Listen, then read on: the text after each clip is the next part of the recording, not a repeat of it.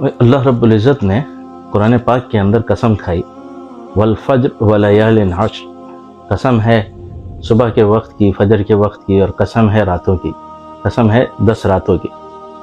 اب اللہ رب العزت کی ذات عالی بہت عظیم ہے۔ اب جو قسم کھائی جاتی ہے نا، وہ بھی اس چیز کی کھائی جاتی ہے جس چیز کی اہمیت اور عظمت ہوتی ہے قسم کھانے والے کے نزدیک۔ تو اللہ رب العزت کی ذات عالی ویسے ہی عظیم، اور پھر اللہ رب العزت کا قسم کھانا وہ ویسے ہی ایک بہت بڑی بات۔ اور پھر اللہ رب العزت جس چیز کی قسم کھائیں، یعنی یہ 10 راتوں کی، تو پھر یہ 10 راتیں کتنی عظیم اور کتنی مبارک ہوں گی۔ تو ہمیں ان 10 راتوں کی اہمیت کو سمجھتے ہوئے ہمیں ان 10 راتوں سے بھرپور فائدہ اٹھانا چاہیے۔ اور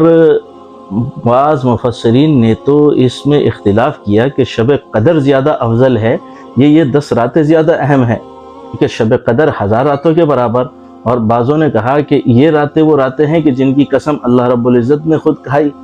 تو پھر یہ راتیں بھی افضل ہوئیں۔ تو اور ایک روایت میں یہاں تک آتا ہے کہ حضور پاک علیہ السلام نے فرمایا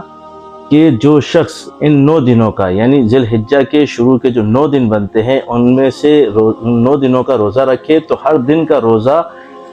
سال کے روزہ رکھنے کے برابر ہے، اس کو ایک سال روزہ رکھنے کا اجر ملتا ہے۔ اور جو ایک رات عبادت کرے تو اس کو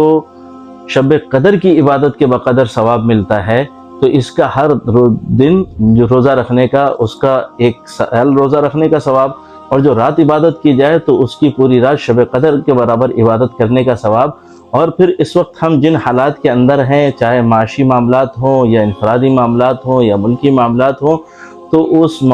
اس بنیاد پر تو یہ وقت اور ان راتوں کا ملنا ہمارے لیے کسی غنیمت سے کم نہیں۔ اور ان راتوں کا ہمیں بھرپور فائدہ اٹھاتے ہوئے ان راتوں کے اندر ہمیں اللہ رب العزت سے نوافل کا اہتمام کرنا، اللہ رب العزت سے دعائیں کرنا، ان راتوں میں تلاوت اور ذکر کا اہتمام کرنا،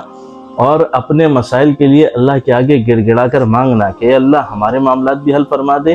ہماری نسلوں کے معاملات حل فرما دے، ہمارے ملک کے حالات حل فرما دے، مسائل حل فرما دے، ہمارے ملک کے حالات کو ٹھیک کر دے، اور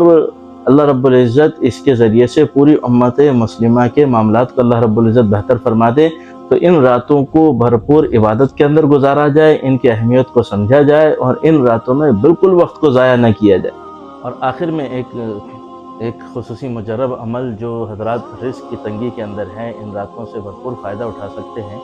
کہ جن کے ساتھ معاشی مسائل ہوں، رزق کی تنگی ہو، گھر کے اندر پریشانیاں ہوں، تو ان کے لیے خصوصی مجرب عمل یہ ہے کہ وہ 2 رکعت صلاۃ التوبہ پڑھیں، اور اس کے بعد جو ہے 41 دفعہ سورہ مزمل کو پڑھیں، اول آخر درود شریف 3 دفعہ، 5 دفعہ، 7 دفعہ یا 9 دفعہ، اور پھر اس کے بعد آخر میں 41 دفعہ سورہ مزمل پڑھنے کے بعد آخر میں 2 رکعت صلاۃ الحاجت پڑھیں، اور اللہ رب العزت کی ذات عالی سے گڑ گڑا کر دعا کریں۔ انشاءاللہ اللہ کی ذات عالی سے امید ہے کہ یہ عمل کرنے والا شخص اگر کسی سودی لین دین میں یا کسی کبیرہ گناہ میں مبتلا نہیں ہے، تو یقیناً ان 10 راتوں کی برکت سے اور اس عمل کی برکت سے اللہ رب العزت اس کی زندگی میں آئی ہوئی جو معاشی تنگیاں ہیں اس کو دور فرما دیں گے۔